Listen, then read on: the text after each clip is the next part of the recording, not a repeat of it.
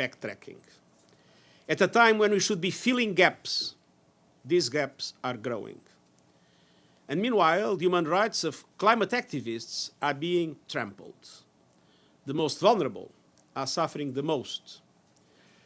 Current policies are taking the world to a 2.8-degree temperature rise by the end of the century. That spells catastrophe, yet the collective response remains pitiful. We are hurtling towards disaster, eyes wide open, with far too many willing it all on wishful thinking, unproven technologies, and silver bullet solutions. It's time to wake up and step up. It's time to rebuild trust based on climate justice. It's time to accelerate the just transition to a green economy. Limiting the rise in global temperature to 1.5 degrees Celsius is still possible. We must consider this as a moment of hope. But it will require carbon emissions to be cut by 45% by 2030. To help get us there, I have proposed the Climate Solidarity Pact, in which all big emitters would make extra efforts to cut emissions, and wealthier countries supporting emerging economies to do so. And I have put forward an acceleration agenda to supercharge these efforts.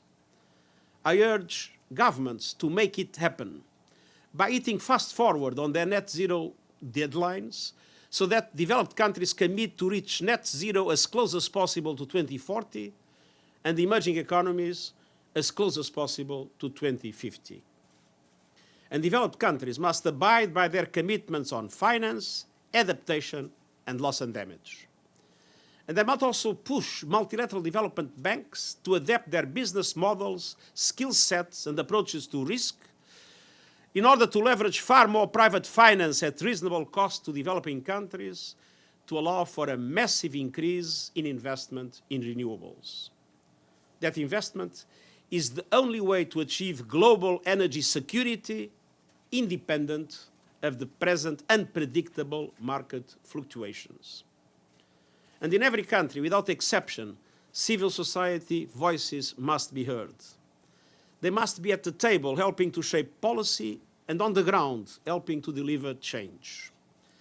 All of this action must be global, it must be immediate, and it must start with the polluted heart of the climate crisis, the fossil fuel industry. Let's face facts. The problem is not simply fossil fuel emissions. It's fossil fuels, period. The solution is clear.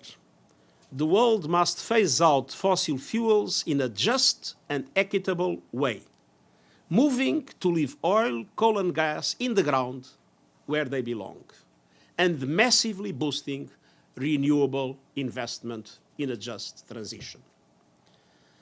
Fossil fuel industry transition plans must be transformation plans that chart a company's move to clean energy and away from a product incompatible with human survival. Otherwise, they are just proposals to become more efficient planet wreckers. Of course, we must recognize that transformations don't happen overnight.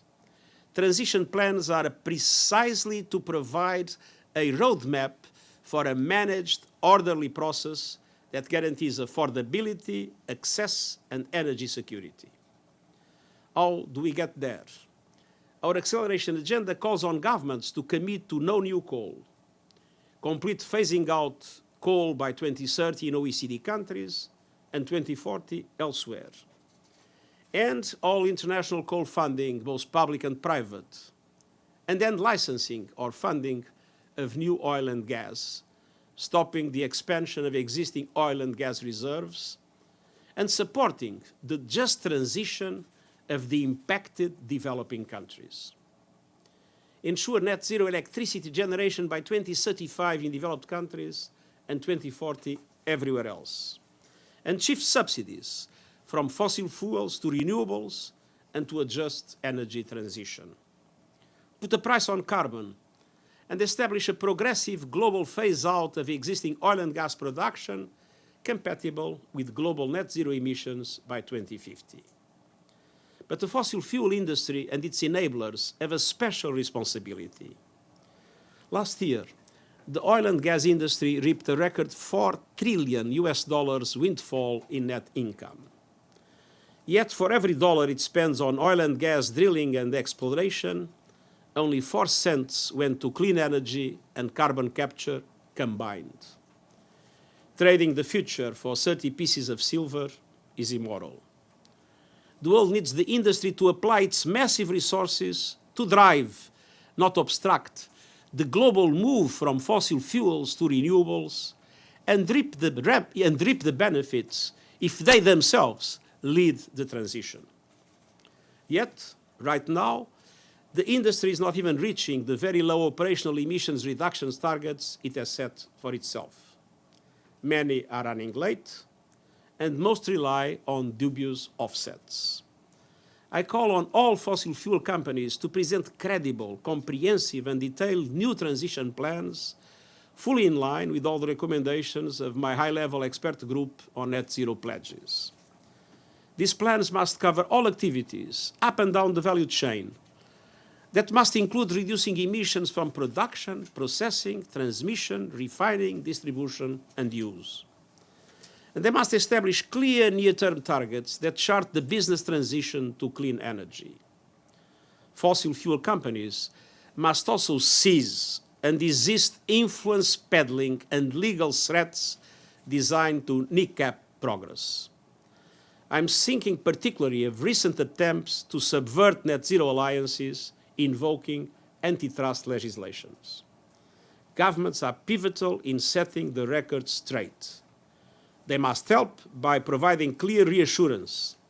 Collective climate action does not violate antitrust, it upholds the public trust. At the same time, financial institutions must encourage this transformation of the fossil fuel industry. I urge all financial institutions to present public, credible, and detailed plans to transition their funding from fossil fuels to clean energy. Again, we know that this transition will not occur overnight. These plans should contain clear targets for 2025 and 2030. And they should include an explicit strategy to progressively strip out fossil fuel assets from their portfolios to ensure they become credibly net zero aligned. They must show how capital expenditure, research and development, and investments are aligned with net zero targets. And they must disclose all lobbying and policy engagement activities. Financial institutions everywhere must end lending, underwriting, and investments in coal anywhere, including new coal infrastructure, power plants, and mines. And they must commit to end financing and investment for exploration for new oil and gas fields and expansion of oil and gas reserves, investing instead in the just transition in the developing world. To those finance institutions already shifting from fossil fuels to renewables, I have a special message of hope and encouragement. Do not relent in the face of attacks on progress. You are doing the right thing. Keep going. As my discussion with civil society leaders today made clear, there is simply too much at stake for us to be silent. There is too much at risk for us to sit on the sidelines. Now must be the time for ambition and action, and I look forward to welcoming first movers and doers at my Climate Ambition Summit in September. The world is watching, and the planet can't wait. Thank you. Valeria? Yes. Thank you, Stefan. Thank you. Thank you, Secretary General, for this press conference. Valeria Robecco, on behalf of ANCA, Valeria Robecco from ANSA Newswire. So my question is, only in the last few weeks, we have seen cruise floods in northern Italy, New York engulfed with the smoke from the wildfire in Canada where the fire season is already dramatic. So all of this is happening in a developed country, which could and should lead a shift in action on climate. So do you think these dramatic images, these dramatic episodes could finally sound the alarm clock for more ambitious climate action? Thank you so much. I'm sincerely hopeful that public opinions will be putting more and more pressure on governments, because now it's public health, it's public safety, and it's the solidity of the economy that is at stake. So it's not only a question of generosity, of being forward-leaning. Basic interests of populations all over the world are being dramatically impacted by climate change, and this is clearly at the site, in front of the eyes of everybody.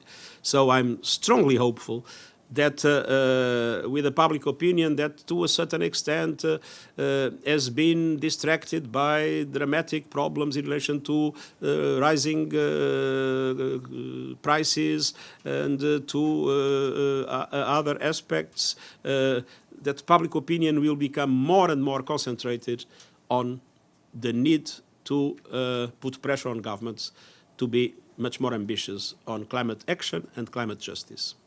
Sherwin Bryce Peace, South African. Secretary General, forgive me for going a little bit off topic on this question. President Cyril Ramaphosa is leading an African peace initiative into Kiev as we speak and will be in St. Petersburg this weekend. What are the tangible outcomes you seek from this initiative, if anything at all? Well, first of all, I had the opportunity to have from President Ramaphosa a description of the efforts that were going to be made. And of course, I always encourage all efforts related to peace. It's not for me to define what they will achieve. I think it's important to underline that this is an important initiative based on the goodwill of a number of meaningful countries. Thank you. Pam, and then Amelie. Thank you, Steph. And thank you, Secretary General. It's Pamela Falk from CBS News. My question is about the acceleration agenda. You're asking countries to up the commitments, the NDCs, to get to net zero faster, and to come on September 20th with a plan, with energy transition plans. You've been sounding this alarm for a long time, and you're a negotiator. Can you tell us who's on board? What if the major polluters, U.S. said they might, it sounded like they were, China sounded like they were. What countries have you spoken with, and do you think they're going to get to that, or is the hope to at least move the ball? Thank you. I think all countries are essential in these efforts, but obviously the biggest emitters are the most important. And that means the G20 countries. And that is why I made to the G20 a proposal of a climate solidarity pact. A climate solidarity pact in which both would decide to do more, developed countries and emerging economies. That is why, as you have noticed, and this is in line with the principle of common differentiated responsibilities and national capabilities, that is why I'm asking developed countries to get to net zero as close as possible to 2040. And there are countries that are already announcing 2035, so I'm not asking for the impossible. And to ask emerging economies to get to net zero as close as possible to 2050. And we have several important emerging economies that have already committed to 2050. Vietnam, for instance, is a good example. So I'm not asking the impossible. I'm asking what requires political will and ambition from both developed and emerging economies. And at the same time, climate justice in relation to developing countries in general. Thank you. Amélie, then Benno. Amélie Bottelier from AFP News Agency. You had strong words again against fossil fuel companies today. As we see every year, the question of phasing out, of phasing down fossil fuels are the most contentious issues in the COP's negotiations. So how worried are you for the outcome of COP28, where the negotiations are going to be led by the president of one of the biggest oil companies? And you underline the lack of trust, of support. What do you expect from the Global Pact Summit, Financing Pact Summit next week in Paris? Thank you. Well, first of all, this is not against fossil fuel companies. On the contrary, I encourage fossil fuel companies that are now having massive profits to use that profits and to lead the investment in renewables and in the green economy. That would mean that they would be able to survive the transition and remain very important and relevant actors in the world economy. What I think doesn't make any sense is to bet on more and more fossil fuel, is to use the profits just for shareholder value, and not to seize this opportunity with their technology, their capacity, and their resources to be themselves leaders in the development of renewable energy. And this is what, for me, is also essential in the COP, is to make sure that those that are more linked to the sectors that have benefited from the economy of the past recognize how important it is to be leaders in the creation of the economy of the future. Thank you. Benno, and then Yvonne. Thank you, Secretary General. Yeah. Benno Schwinghammer with the German press agency. You just said far too many are willing to bet on unproven technologies. But I wonder, how big are your own hopes that technologies like AI, artificial intelligence, could mean a quantum leap in the fight against the climate crisis? I think we all must invest in new technologies and create as much as possible opportunities for the use of new technologies in relation to climate action.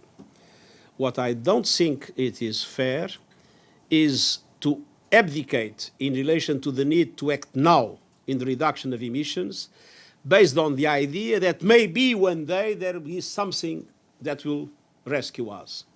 It is very important to invest. I mentioned carbon capture, but we all know the limitations of carbon capture, but it's very important to invest in all fronts in order to win the battle of climate action. But what would not be acceptable is not to do the right thing today based on the hope that someone will come and rescue us tomorrow.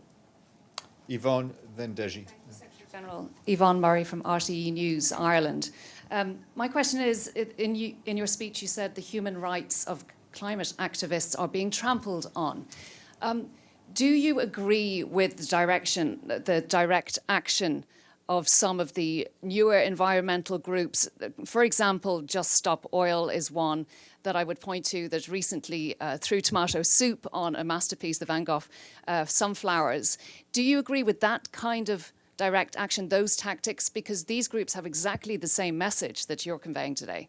No, let's be clear. I agree with all forms of peaceful demonstration and peaceful expression of the need to have a much more effective climate action. I disagree with any violent form, and I appeal to the security forces to show the necessary restraint to avoid for any provocation to transform a peaceful demonstration in a regrettable incident. Deji, and then we'll go online. De Zhi with China Central Television, Secretary General. De Zhi with China Central Television.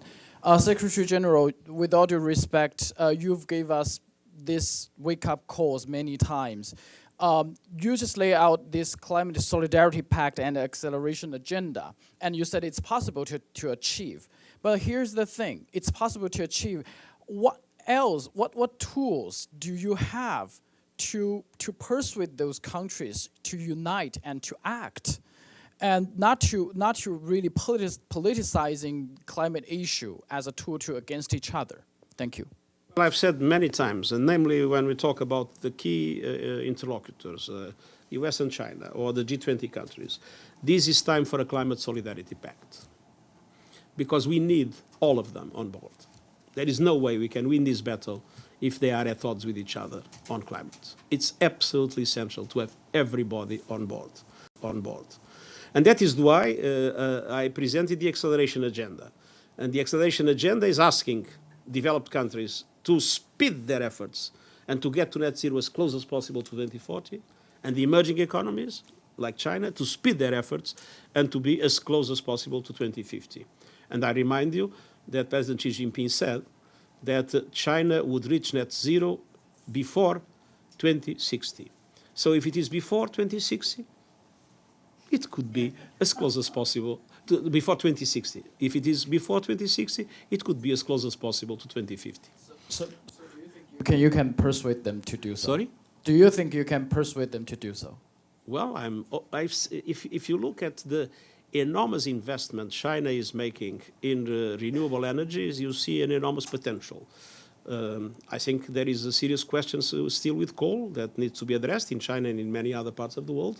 But I think that I have a lot of confidence in the capacity of countries with high technological experience to be able to achieve the goals that we have suggested.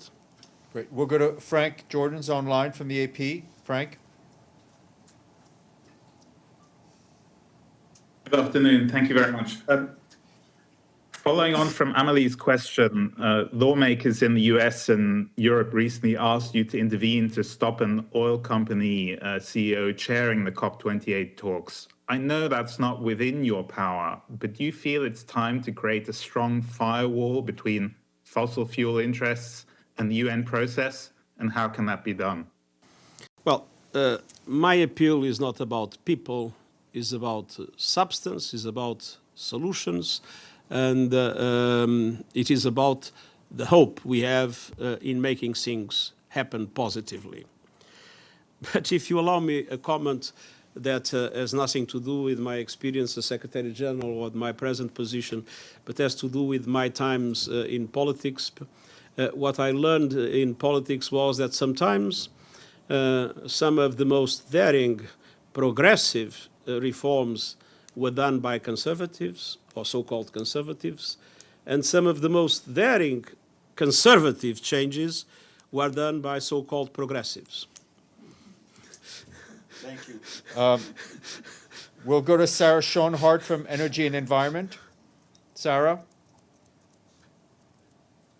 Hi, thank you. It sort of follows on Frank's question. I understand the UNFCCC is going to be rolling out some rules to try and make the process around the climate talks more transparent. How much do you think that matters? Do you think that's an important initiative? And can the UN system try and sort of make these actions that you're calling for more possible by sort of actively incentivizing them in ways like this?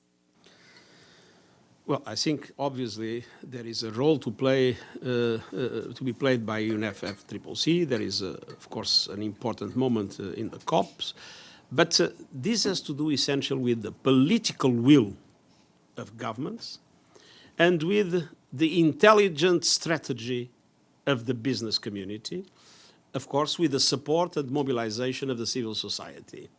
So it's not a bureaucratic question, it's a question of political will of those that have the power to change. And my appeal is to those that have the power to change. We can improve the different methodologies, we can make things happen in a more effective way, but the central question is a question of political will and also will in the context of the leaders of the business community. Thank you. Michelle Nichols, Reuters. Thank you, Secretary General. A follow-on from Sherwin's question on the visit by the African leaders to... The visit by the African leaders to Russia.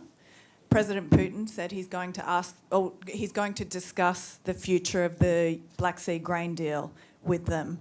What is your hope that the African leaders will tell President Putin about the grain deal? Do you believe that they're aligned with the UN on the importance of this grain deal? And then you mentioned the importance in relation to climate of the US-China relationship. Secretary of State Blinken is about to travel to Beijing. How closely are you watching this trip? Can you describe for us the importance of this relationship and what you would like to see come out of this visit? Well, first of all, of course, I hope that in the conversations between President Putin and the African leaders, there is a positive outcome in relation to the Black Sea Initiative, as well as in relation to the efforts that we are making for the exports of Russian food and fertilizers. Looking into the second question, there is no way we can solve the climate problem that we face if China and the US will be at odds with each other in relation to climate. So it's absolutely vital that the two countries have a common strategy on this. And if Secretary Blinken is going to Beijing, I hope that the visit will contribute to make it possible. Thank you, Miriam.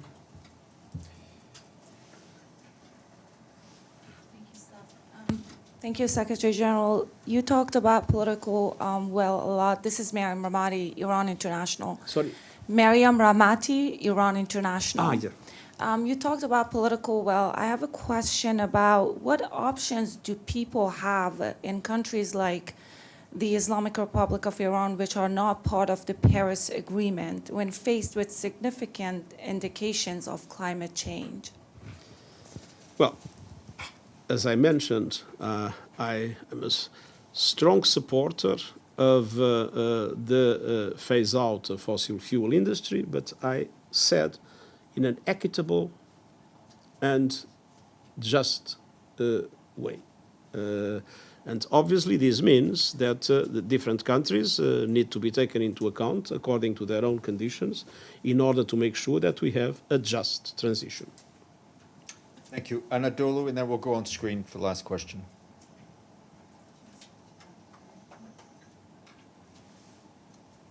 Thank you so much. Thank you so much, Secretary General. Hello? Yes. Yeah. Shada Fitchiton from Anadolu Agency. I'm also going to go off topic a little bit. As you know, today, the 7th Brussels Conference on Syria was recently concluded, and you also sent a video message. Turkey, as one of the main hosting countries for Syrian refugees, is asking for international cooperation to assist the safe and dignified return of these refugees. What do you think the United Nations could do in assisting these host countries for the return of safe and dignified We are totally committed, first of all, to mobilize international refugee hosting countries. And on the other hand, we have been discussing at our country team level in relation to a number of resilience projects that we convinced the international community to fund, resilience projects that can help local communities to be able to integrate refugees coming back home. It's important that they receive all the guarantees that they will not be persecuted. But you are talking about refugees. Yes. And refugees and migration are, of course, two questions that are deeply linked. And I was terribly shocked and impressed by the horrible events that took place close to the Greek coast, in which we don't know yet how many people has died. And I think this is time for people to recognize that migration is inevitable.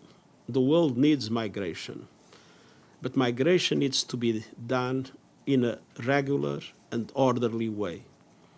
And if countries do not engage in creating the conditions for an orderly and regular migration, migrants will be in the hands of smugglers and traffickers, and the consequences will be as tragic as we have seen yesterday. Thank you. Last two questions. Daniela from Valor Económico online. Daniela. Thank you very much. Thank you, Secretary General. I'm from Brazil, and I want to, so Brazil now is discussing, there is a huge controversy here because the government wants to open a new frontier of oil in a strip 300 kilometers from the Amazon. And this has opened a crisis and a long debate because the governors of the Amazon state see oil as a chance for resources. And they don't see projects that are consistent enough. But this issue has opened a strong controversy with the environmental scientists and the Ministry of Environment. So how do you see, please, this dilemma? I don't know exactly the project. but I have a firm belief, is that all the oil and gas that was already discovered will not be used by humankind.